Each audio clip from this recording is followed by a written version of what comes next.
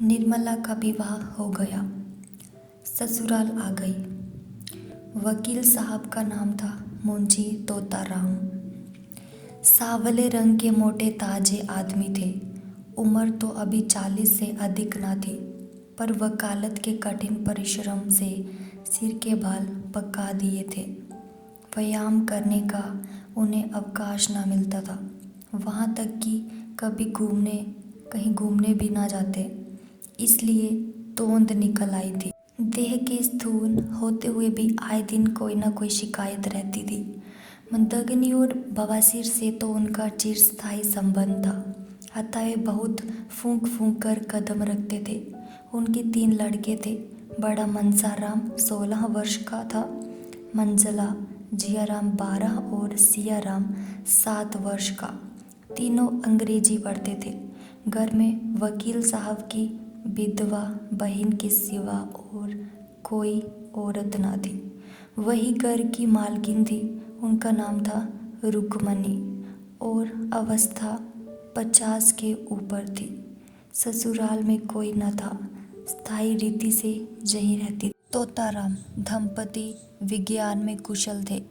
निर्मला के प्रसन्न रखने के लिए उनमें जो स्वाभाविक कमी थी, उसे वह उपहारों से पूरी करना चाहते थे। यद्यपि वह बहुत ही मितव्ययी पुरुष थे, पर निर्मला के लिए कोई न कोई तोहफा रोज लाया करते। मौके पर धन की परवाह न करते थे। लड़के के लिए थोड़ा दूध आता था, पर निर्मला के लिए मेवे, मुरब्बे, मिठाइयाँ, किसी चीज़ की कमी न थी।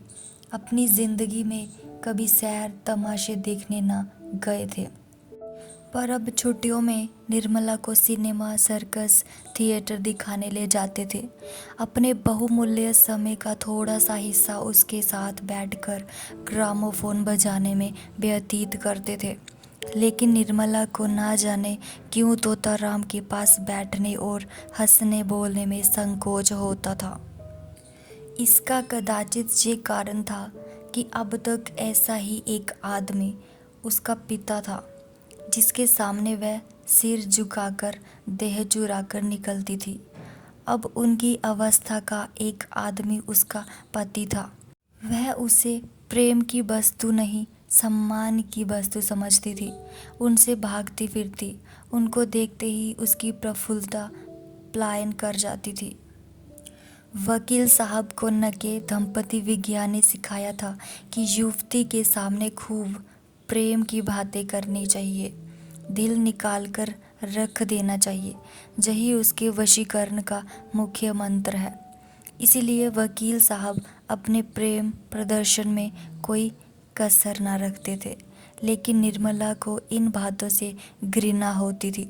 वही बातें जिन्हें किसी युवक के मुख से सुनकर उनका हृदय प्रेम से उन्मत्त हो जाता, वकील साहब के मुंह से निकलकर उसके हृदय पर शर के समान आघात करती थी।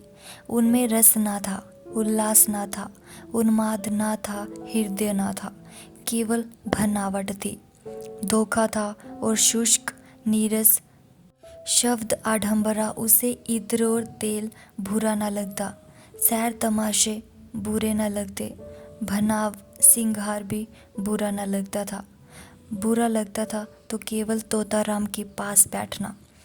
वह अपना रूप और यौवन उन्हें ना दिखाना चाहती थी, क्योंकि वहाँ देखने वाली आंखें ना थी। वह उन्हें इन रसों का आस्वादन लेने योग्य ना समझती थी। कली प्रभात समीर ही के स्पर्श से खिलती है। दोनों में समान सारस्य है। निर्मला के लिए वह प्रभात समीर कहाँ थी। पहला महीना गुजरते ही तोताराम ने निर्मला को अपना खजांची बना लिया। कचहरी से आकर दिन भर की कमाई उसे दे देते। उनका ख्याल था कि निर्मला इन रुपयों को देखकर फूली ना समाएगी। निर्मला बड़े शौक से इस पद का काम अंजाम देती। एक एक पैसे का हिसाब लिखती। अगर कभी रुपए कम मिलते तो पूछती आज कम क्यों है। गृहस्थी के संबंध में उनसे खूब बातें करती। इन्हीं बातों के लायक वह उनको समझती थी। यूं ही कोई विनोद की बात उनके मुख से निकल जाती, उसका मुख लीन हो जाता था। निर्मला जब वस्त्राभूषणों से अलंकृत होकर आईने के सामने खड़ी होती और उसमें अपने सौंदर्य की सुषमापूर्ण आभा देखती, तो उसका हृदय एक से तृष्ण कामना से तड़प उठता था। उस वक्त उसके हृदय में एक ज्वाला सी उठती थी। मन में आता था, इस घर में आग लगा दूं। अपनी माता पर क्रोध आता, पर सबसे अधिक क्रोध बेचारे निरपराध तोताराम पर आता। वह सदैव इस ताप से जला करती, भांग का सवार लद्रदू टट्टू पर सवार होना कब पसंद करेगा, चाहे उसे पैदल ही क्यों ना चलना पड़े। निर्मला की दशा उसी भांग के सवार की सी थी। वह उस पर सवार होकर उड़ना चाहती थी, उस उल्लासमय विद्य गति का आनंद उठाना चाहती थी। टट्टू के हिनहिनाने और कनौतियाँ खड़ी करने से क्या आशा होती। संभव था कि बच्चों के साथ हंसने खेलने से वह अपनी दशा को थोड़ी देर के लिए भूल जाती, कुछ मन हरा हो जाता। लेकिन रुक्मिणी देवी लड़कों को उसके पास फटकने तक न देती, मानो वह कोई पिशाचिनी है जो उन्हें निगल जाएगी। रुक्मिणी देवी का स्वभाव सारे संसार से निराला था। ये पता लगाना कठिन था कि वह किस बात से खुश होती थी और किस बात से नाराज। एक बार जिस बात से खुश हो जाती थी, दूसरी बार उसी बात से जल जाती थी।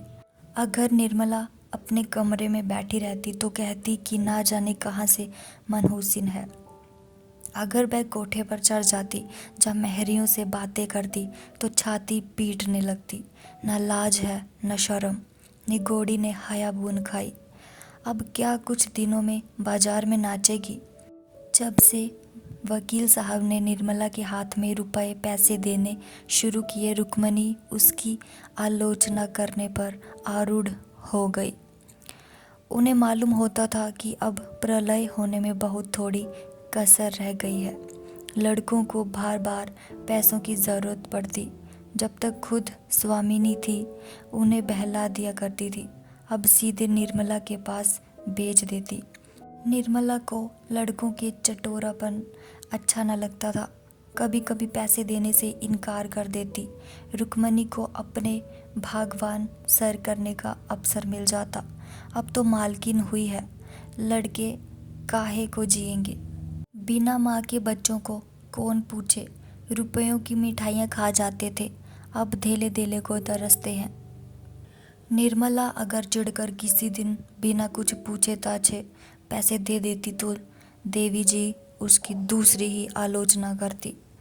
इन्हें क्या, लड़के मरे या जिए, इनकी बला से माँ के बिना कौन समझाए कि बेटा बहुत मिठाइयाँ मत खाओ, आई गई तो मेरे सिर जाएगी।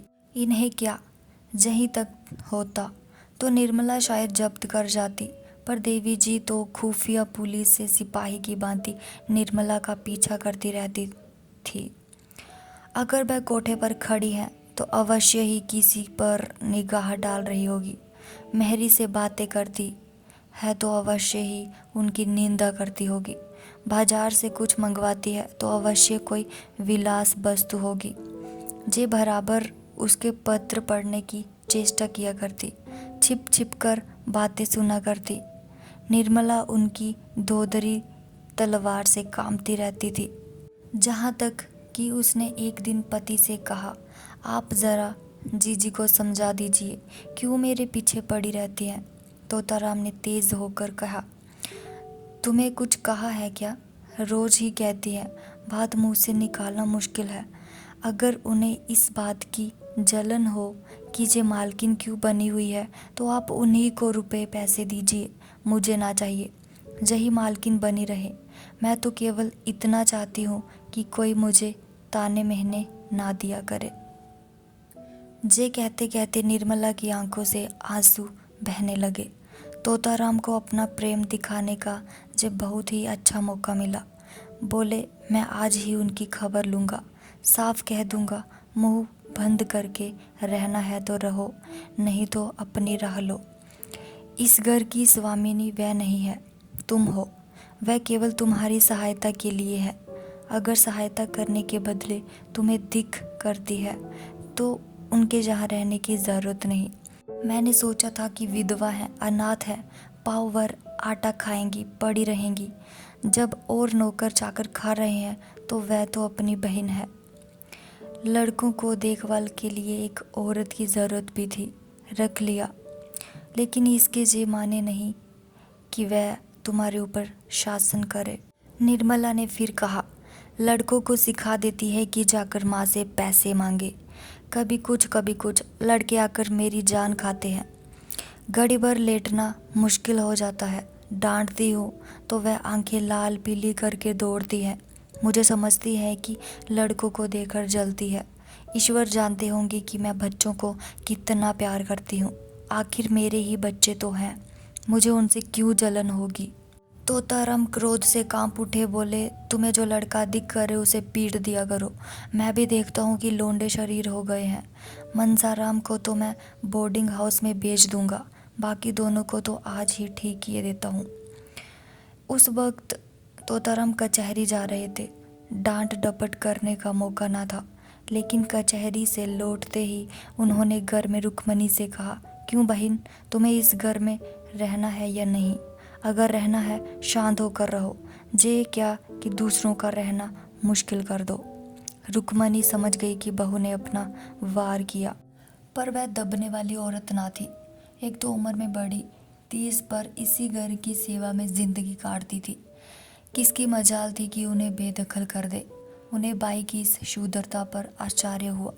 बोली, तो क्या लोंडी बनाकर रखोगे? लोंडी बनकर रहना है तो इस घर की लोंडी न बनूंगी।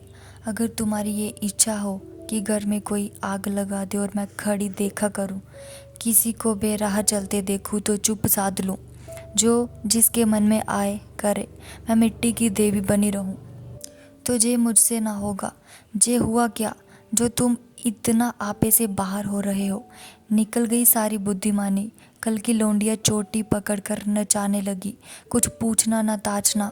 बस उसने तार खींचा और तुम काठ के सिपाही की तरह तलवार निकालकर खड़े हो गए। तोता, सुनता हूँ कि तुम हमेशा खुचर निकालती रहती हो, बात बात पर ताने देती हो। अगर कुछ सीख देनी हो तो उसे प्यार से मीठे शब्दों में देनी चाहिए। तानों से सीख मिलने के बदले उल्टा और भी जलने लगता है। रुक्मणी, तो तुम्हारी ये मर्जी है कि किसी बात में ना बोलो, यही सही। लेकिन फिर ये ना कहना कि तुम घर में बैठी थी, क्यों नहीं सलाह दी? जब मेरी बातें जहर लगती हैं तो मुझे क्या कुत्ते ने काटा है जो बोलूं? मसाल है नाटो खेती, बहुसियों घर। मैं भी देखूं बहुरिया कैसे घर चलाती है। इतने में सियाराम और जियाराम स्कूल से आ गए। आते दोनों बुआ जी के पास जाकर खाने को मांगने लगे।